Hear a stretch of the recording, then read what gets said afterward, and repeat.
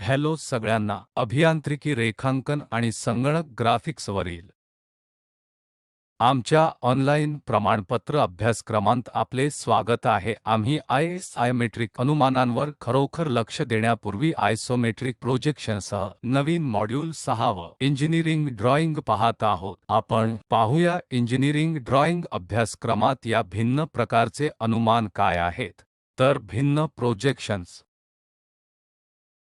सामान्यतः संपूर्ण engineering drawing graphical प्रोजेक्शनला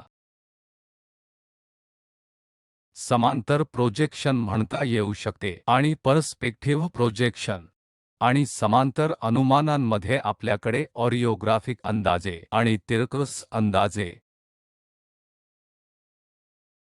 किंवा ऑर्थोग्राफिक अंदाजामध्ये विशेषतः लंबरूपी प्रकारच्या कोऑर्डिनेट प्रणाली आहेत आमच्याकडे आणि एक्सोनोमेट्रिक प्रकारचे अनुमान आहेत.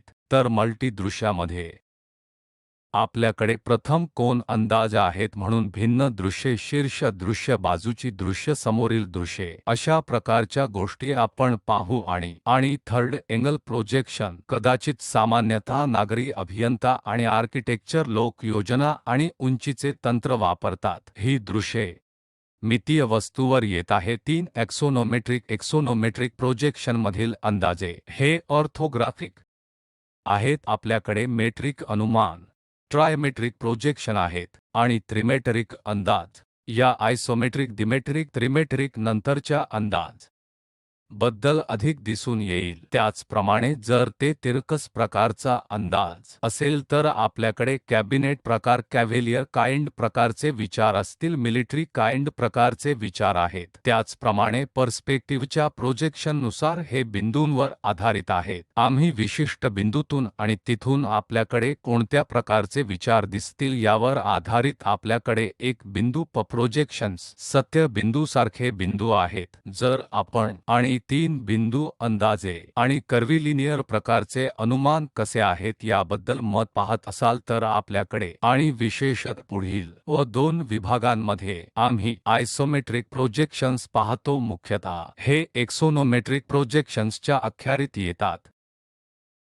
तर या भिन्न प्रोजेक्शन्सच्या अंतर्गत आपण एक्सोनोमेट्रिक प्रोजेक्शन पाहिले आहे. हे समांतर प्रोजेक्शन तंत्र आहे जे वस्तूचे पिक्टोरियल ड्रॉइंग, रेखाचित्र, प्रोजेक्शन किंवा चित्रप्रतलाच्या तुलनेत एक्सिसवर फिरवून तयार करते. म्हणून आपल्याकडे अशी वस्तू आहे जी आपल्याला अशा प्रकारे फिरवावी लागेल की आपल्याकडे भिन्न प्रकारची दृश्यमाने आहेत आणि त्याचे समांतर प्रोजेक्शन तंत्र म्हणून आपण जे काही पाहतो तेवढीच आपण एकच गोष्ट दाखवतो. त्यामध्ये आपल्याकडे 3 प्रकार आहेत: आयसोमेट्रिक, डायमेट्रिक आणि ट्रायमेट्रिक प्रोजेक्शन. विशेषतः आयसोमेट्रिक प्रोजेक्शन या बाजूंनी 30 अंश कोन बनवते. आपण त्याबद्दल पाहू शकतो. डायमेट्रिकमध्ये हा कोन 30 अंशांपेक्षा कमी आहे, जो आपण एका बाजूला 15 डिग्री म्हणतो. जर ते ट्रायमेट्रिक दृश्य असेल तर आपल्याकडे 3 भिन्न कोन असतील, तर आपल्याकडे 15 अंश, 45 अंश आणि उर्वरित इतर कोन गोष्ट असेल. म्हणजे अशा प्रकारचे 3 कोन जर आपण आयसोमेट्रिक समान प्रकारच्या कोनांमध्ये ट्रायमेट्रिक वापरत असाल तर डायमेट्रिकमध्ये आपल्याकडे 30 अंश असेल, आपल्याकडे 2 भिन्न कोन असतील. आता आपण या आयसोमेट्रिक प्रोजेक्शन बद्दल अधिक शिकू. म्हणजे आयसोमेट्रिक प्रोजेक्शन म्हणजे समान मोजमाप. येथे समान मोजमाप कोन आपल्याकडे असेल आणि हा समांतर प्रोजेक्शनचा एक प्रकार आहे. समांतरासाठी दुसरा शब्द एक्सोनोमेट्रिक आहे, जिथे एक्स आणि झेड अक्ष क्षैतिज पटलाच्या कोनात इन्क्लाइन्ड 30 अंश आहेत. याचा अर्थ असा की मी एखादी वस्तू घेत असल्यास, उदाहरणार्थ येथे क्यूबॉइड, हा कोन 30 अंश आहे. त्याचप्रमाणे हा कोन 30 अंश आहे. एक्सोनोमेट्रिक अक्षांच्या दरम्यानचा कोन 120 अंश आहे. म्हणून आता आपल्याकडे क्यूबॉइड रेषा बाजूच्या कडा आहेत.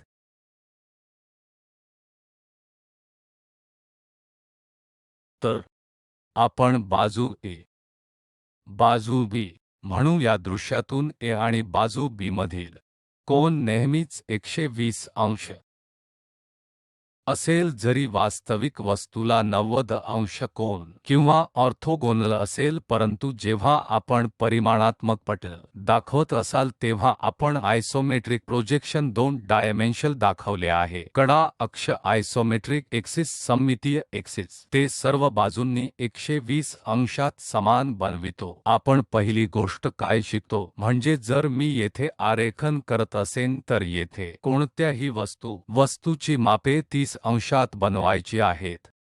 त्यासारखेच हे 30 अंश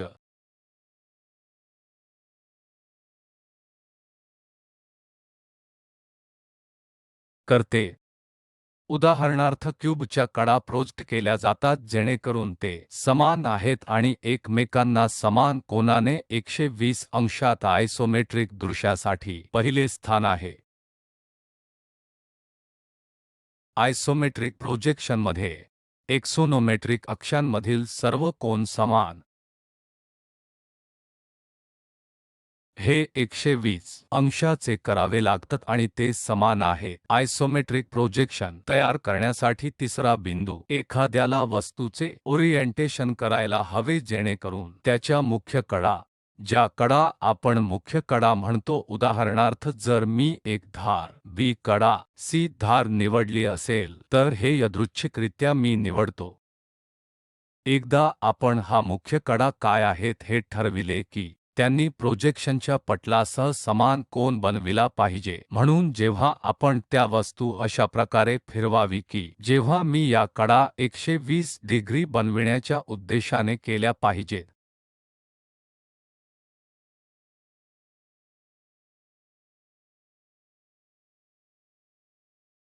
आता आपण आयसोमेट्रिक अक्ष आणि आयसोमेट्रिक प्रतलांबद्दल अधिक पाहू.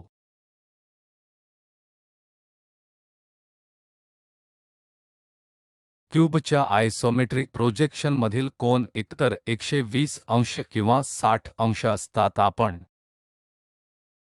आणि चे वर्णन कसे केले आहे यावर आधारित सर्व 90 अंश कोनांचे अनुमान आहेत. तर आपण क्युबाइड घेतो, उदाहरणार्थ आपण एक क्युबाइड घेतो जिथे कडा 90 अंश आहेत. आपण अशा प्रकारे भिमुख करतो की या कडांमधील कोन 120 अंश असेल. एक तर आयसोमेट्रिक अक्ष म्हणून कडा वापरू शकतो. कडा 120 अंश तयार करीत आहेत म्हणून या रेषा आहेत. आपल्या आयसोमेट्रिक अक्षा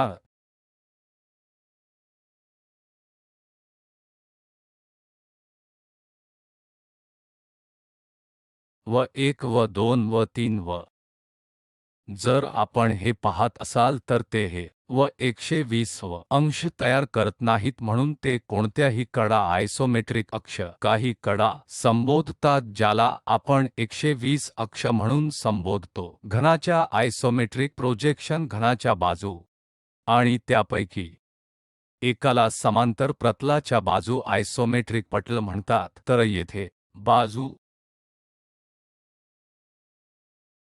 आहेत, ही एक बाजू आहे,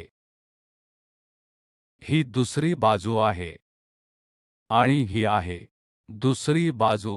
तर हे मेट्रिक प्रतल आहे, त्यास समांतर कोणतेही प्रतल तसेच देखील आम्ही त्याला आयसोमेट्रिक पटल म्हणतो. जर आपण आयसोमेट्रिक प्रोजेक्शनमध्ये एक क्यूब घेत असाल तर आपल्याला हा षटकोनासारखा वाटतो म्हणून या कडांकडे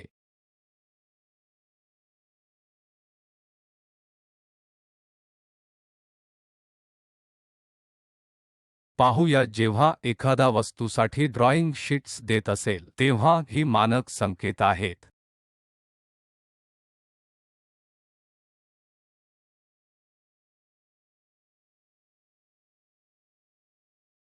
याला एका समांतर असलेल्या कोणत्याही रेषेला आयसोमेट्रिक रेषा म्हणतात. ही एक आयसोमेट्रिक रेषा आहे, त्याच्याशी रेषा समांतर आहे. जर आपण या आयसोमेट्रिक अक्षाशी समांतर रेषा ड्रॉ करत असाल तर आपण आयसोमेट्रिक अक्ष म्हणतो. उदाहरणार्थ, आपण अशा प्रकारे एक रेषा ड्रॉ करूया. या प्रकारच्या या कोणत्याही आयसोमेट्रिक अक्षाशी समांतर नाही अशा प्रकारच्या रेषा ज्याला आपण नॉन मेट्रिक रेषा म्हणतो. तर नंतर आपण ते पाहू. जेव्हा आपण रेषा मोजता तेव्हा आपण कोन मोजत असता तेव्हा वास्तविक रेषा आयसोमेट्रिक अक्ष आपण खरोखरच करू नये नसलेल्या धर्तीवर कोणतीही लांबी घ्या. आपण बिंदू शोधून त्या अंतराचे मोजमाप करतो, नंतर ते अंतर आयसोमेट्रिकच्या दृष्टीने रूपांतरित करतो, मग आपण खऱ्या रेषांमध्ये रूपांतरित करू. तर पहिली पायरी आहे, जेव्हा आपण या आयसोमेट्रिक पटलात आयसोमेट्रिक अक्ष आणि रेषा हाताळत असाल तेव्हा आपल्याला फक्त या आयसोमेट्रिक अक्षाच्या माहिती वरून घ्यावी लागेल, जी आणखी सुधारित घेतली पाहिजे. उदाहरणार्थ, जर आपण येथे एक घन घेत असाल तर आपण आयसोमेट्रिक स्केल नावाचे एक माप वापरतो. हे आयसोमेट्रिक लांबी ते वास्तव लांबी असे परिभाषित केले आहे. तर क्युबाइड प्रत्यक्षात युनिट परिमाण असू शकते. जेव्हा आपण आयसोमेट्रिक प्रोजेक्शनच्या दृश्यातून कागदावर त्याचे रिप्रेझेंटेशन करीत आहोत, वस्तूचा आकार असू शकत नाही. एक युनिट लांबी हे बदलते, सहसा ते वास्तव लांबीच्या 2 वेळा बिंदूत बदलते. ती गणना दिसेल. उदाहरणार्थ, आपल्याकडे वास्तविक प्रमाणात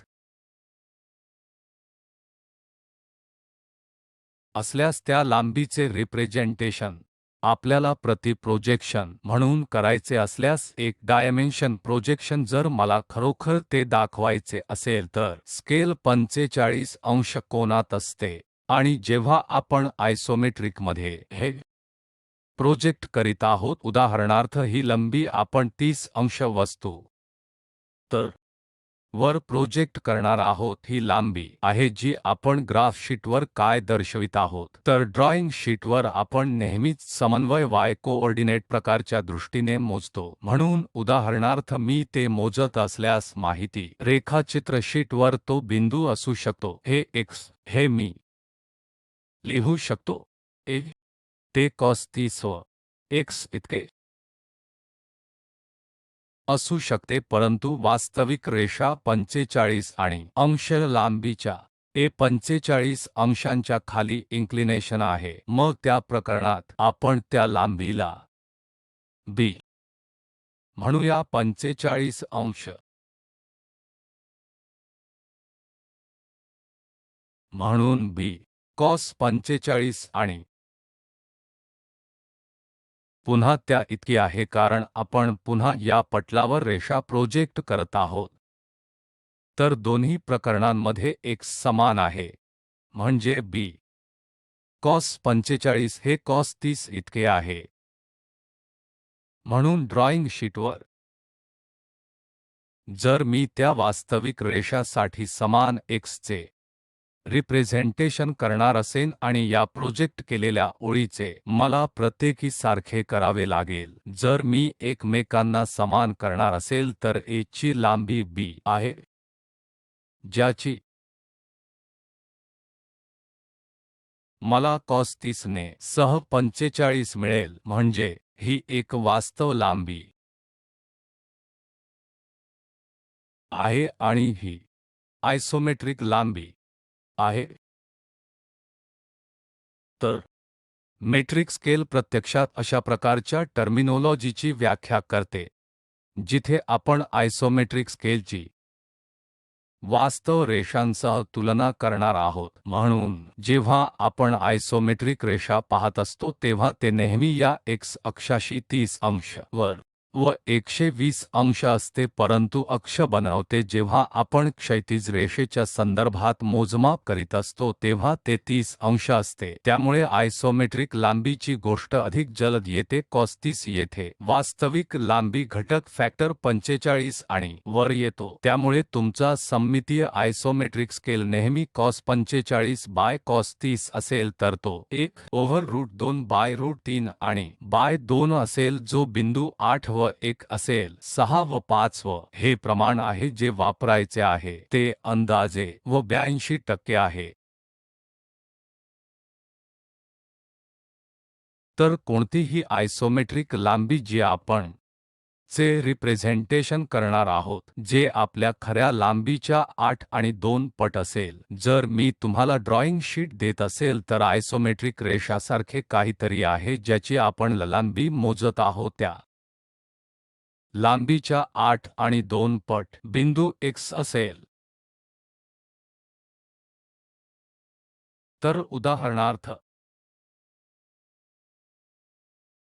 प्रोजेक्शन, जर मी या वस्तूच्या ड्रॉईंग शीटवर पाहत असेल, मूळ वस्तू त्या आयसोमेट्रिक प्रोजेक्शनपेक्षा मोठे असेल तर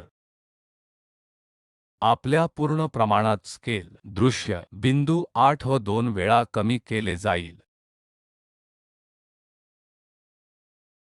आणि लक्षात घ्या की आयसोमेट्रिकमध्ये हा कोन नेहमीच 120 अंश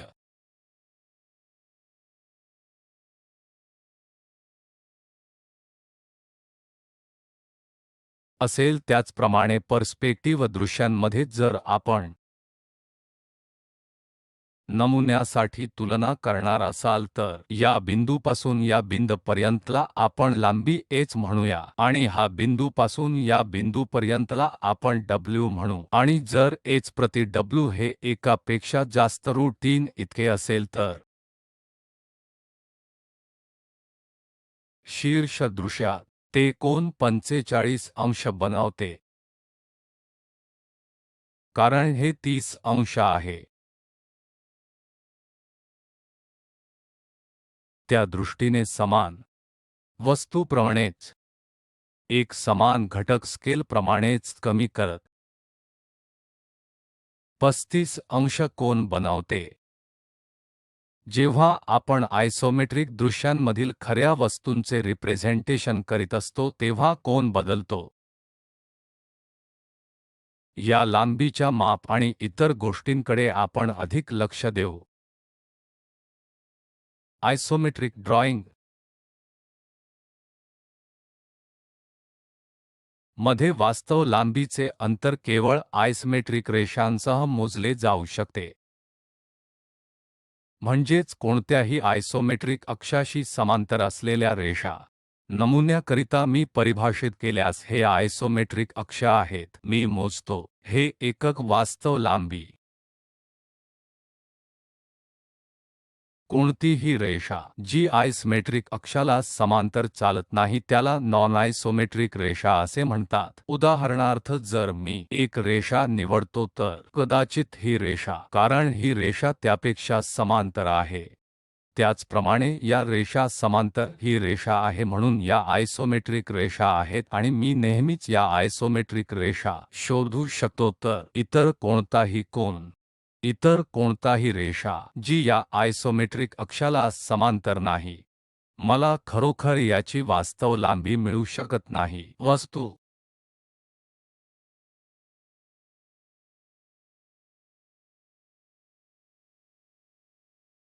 नॉन आयसोमेट्रिक रेषांमध्ये इन्क्लाइन्ड आणि तिरकस रेषा समाविष्ट आहेत आणि ऐवजी ते थेट मोजले जाऊ शकत नाही, त्याऐवजी ते दोन एंडॉइंटद्वारे तयार केले जाणे आवश्यक आहे. म्हणून प्रथम आपण त्या बिंदूंमधील बिंदू शोधून काढावयाचे आहे. संबंध कसे वापरायचे याबद्दलचे संबंध मेट्रिक आयसोमेट्रिक प्रोजेक्शनवर प्रतिनिधित्व करताना लपलेल्या रेषांबाबतची लांबी काय असू शकते याचे मूल्यांकन करण्याचा प्रयत्न करा. आयसोमेट्रिक रेखांकनात लपलेल्या रेषा वगळल्या आहेत. जर त्या वस्तूचे पूर्णपणे वर्णन करण्यासाठी आवश्यक नसतील तर आयसोमेट्रिक रेखांकने लपलेल्या रेषा नाहीत. आपण कोणतेही आयसोमेट्रिक प्रोजेक्शन उघडत असल्यास आपण सामान्यतः त्या लपलेल्या रेषा दाखवत नाही.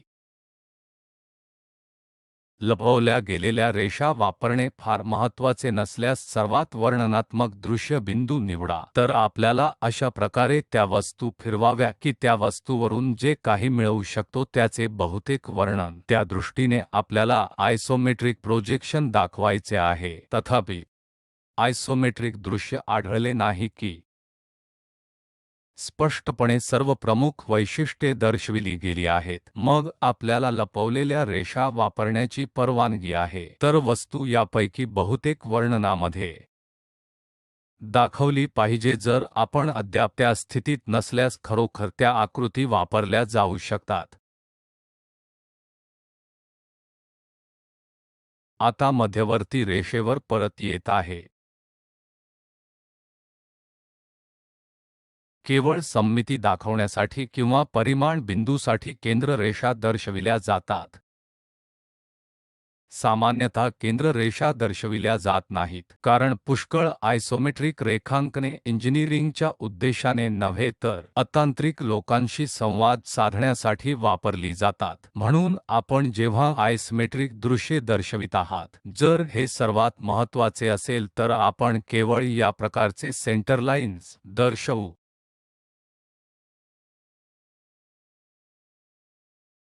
अन्यथा आपण डायमेन्शन रेषा दर्शवित असताना परिमाणांच्या परिमाणांबद्दल आपण त्यांना दाखवू नये आणि एक्सटेन्शन रेषा या एकाच पटलावर असतील. म्हणून आपण एक्सटेन्शन रेषा दाखवू की आपण ते समान पटल असले पाहिजे. सर्व परिमाण आणि नोट्स ड्रॉइंग वरच्या तळापासून वाचणे आणि शक्य असेल तेव्हा दृश्याच्या बाहेरील बाजूस वाचणे आवश्यक आहे. जर आपण त्या दृश्याच्या बाहेरील बाजूस पाहत असाल तर हे देखील दृश्याच्या बाहेर आहे. हे दृश्याच्या बाहेर आहे आणि सामान्यत आम्ही ते बॉटमपर्यंत सर्व तऱ्हेने मोजले. त्याचप्रमाणे मला खरोखर ही लांबी शोधायची आहे तळापासून सर्व तऱ्हांनी. मग मी दाखवतो की आणि हे बाहेर आहेत गोष्टी. क्षैतिज मार्गदर्शक तत्त्वे वापरून तळाशी असलेला मजकूर वाचला जातो. या संदर्भातील क्षैतिज मार्गदर्शक तत्त्वे आपल्याला त्या क्षैतिजाशी समांतर कोणतीही ओळ त्या क्षैतिजाच्या रेषेशी समांतर पाहू शकतात.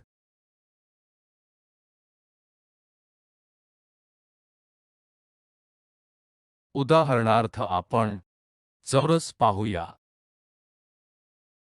गृहीत धरा एक चौरस ABCD. त्यांची मापे 30 मिलीमीटर. बाजू आपण हे इथे दाखवले आहे. जर चौरस अनुलंब प्रतलात असेल तर चौरस तर ते आयसोमेट्रिक दृश्यात 30 मिलीमीटर समभुज चौकोन म्हणून दिसेल. असे दिसते की जर चौरस उभ्या पटलावर काढला असेल तर आयसोमेट्रिक प्रोजेक्शन करण्याच्या दृष्टीने आपल्याला अशा प्रकारे फिरावे लागेल की ते 30 अंश वस्तू बनविताना आपण हा कोन पाहू. तर त्या आयसोमेट्रिक पटलावर आपला चौरस हा एक समभुज चौकोना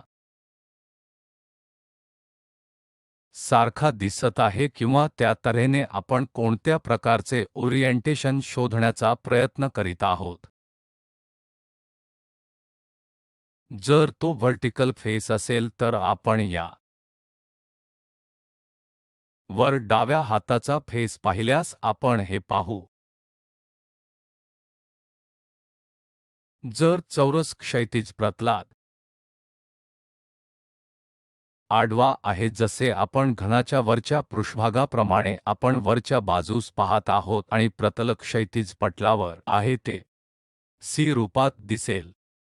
आम्ही हे वेगवेगळ्या दिशेने पाहू शकतो, परंतु जेव्हा आपण आयसोमेट्रिक पटल त्याचे रिप्रेझेंटेशन करीत आहोत तेव्हा आपल्याला अशा प्रकारे फिरण्याची गरज आहे किंवा आपल्याला अशा प्रकारे आपले स्थान बदलले पाहिजे। यापैकी एक मुख्य कडा पटलासह 30 अंश कोन बनवते, म्हणजे आपल्याला कोणत्याही आयसोमेट्रिक प्रोजेक्शनचे रिप्रेझेंटेशन करण्याचा मार्ग आहे। तर घन हा यासारखा दिसू शकेल। या एका दृश्यात आपल्याला अशा प्रकारे फिरावे लागेल की त्याभोवती फिरणारे असे मार्ग जेणेकरून कडेच्या त्या बाजूने 30 अंश कोन बनवते, जे आपल्याला त्या पद्धतीने दृश्यमान करावे लागेल। तर शीर्ष दृश्यातून आपण त्याकडे पाहत आहोत, आपल्याला अशा प्रकारे चौरसाच्या वरच्या पृष्ठाकडे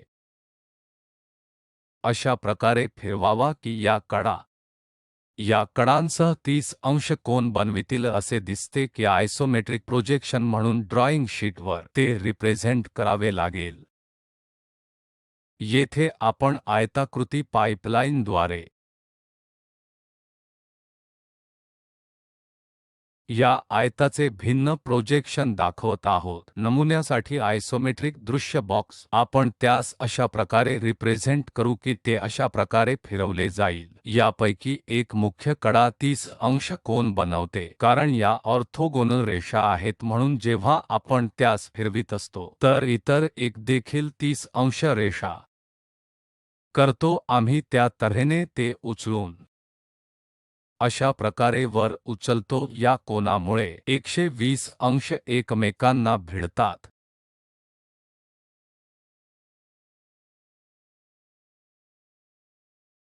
जर आपण ते आणखी वर उचलले तर आपल्याकडे ते असेल इतर एक्सोनोमेट्रिक प्रकारची दृश्य। आपल्याकडे 45 अंश असू शकतात, 60 अंश, 30 अंश। आपण कसे पाहत आहोत यावर आधारित काहीतरी प्रकारची गोष्ट आहे जी आपण वेगळ्या प्रकारचे विचार करू, परंतु आयसोमेट्रिकची मानक प्रक्रिया आहे। आपल्याला फक्त 30 अंश वापरण्याची परवानगी आहे। आपण इतर काही वस्तू घेऊ। येथे स्लॉट असून तेथे देखील एक छिद्र आहे।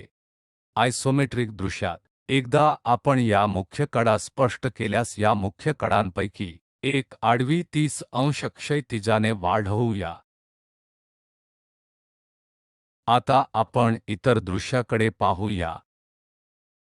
जर ते ट्रायमेट्रिक असेल तर ट्रायमेट्रिक जेथे हे 30 अंश ISO 30 अंश वेगवेगळ्या आकारात बदल करणार आहे। हे 30 अंश वेगळ्या प्रकारे असू शकत नाही, हे बदलते म्हणून कोन फा एका बाजूला, इतर कोन थीटा आणि एकूण थीटा प्लस फाय नेहमीच 90 अंशांपेक्षा कमी असतो, कारण आपण अशा प्रकारे फिरत असतो की ट्रायमेट्रिक प्रकारचे दृश्य आपल्याकडे असतील। जर आपल्याकडे थीटा आणि फाय भिन्न असेल आणि त्यांचे समेशन 90 अंशांपेक्षा कमी असेल, आपल्याकडे ट्रायमेट्रिक दृश्य आहे। तर आपल्याकडे समान आयसोमेट्रिक ऑब्जेक्ट आहे। आपल्याकडे हे आहे, वेगवेगळी पटले आहेत जेणेकरून आपल्याकडे निरनिराळी दृश्ये असतील। आता दृश्यात आपण डायमेट्रिक पहा। आपल्याकडे दोन्ही बाजूंनी आणि हा थीटा कोन आहे 0 ते 45 अंश आणि ते 30 अंशाच्या दरम्यान बदलतो। तर आपल्याकडे नेहमीच असतात ही वस्तू, उदाहरणार्थ जसे आपल्याकडे ही वस्तू आहे, आपल्याकडे ही वस्तू अशा प्रकारे फिरवावी लागेल की आपण भिन्न दृश्ये डायमेट्रिकमध्ये पाहू। यापैकी एक कडा नेहमी 0 ते 45 अंश दरम्यान समान कोनात कोन बनवते। एखाद्याला ते दुसऱ्या बाजूला पाहावे लागेल। तसेच फक्त एक उदाहरण,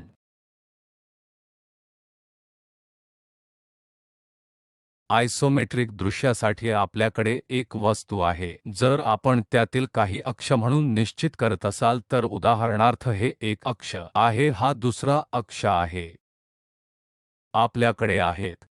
हा अक्ष 30 अंश आहे, हा अक्ष देखील 30 अंश आहे आणि हा ऑर्थोगोनल आहे।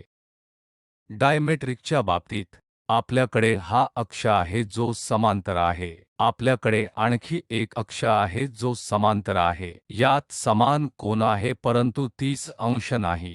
तर अशा प्रकारच्या गोष्टी ज्याला आपण US मध्ये काही 100 किंवा 150 वर्षांपूर्वी डायमेट्रिक प्रकारचे अनुमान म्हणतो, US पेटंट्स सामान्यत या डायमेट्रिक प्रकारच्या अंदाजे सहाय्याचे प्रामुख्याने आयसोमेट्रिक प्रोजेक्शनसाठी वापरण्याचा प्रयत्न करतात. पुढील वर्गात आम्ही या आयसोमेट्रिक दृश्याबद्दल अधिक शिकी. आपले आभार.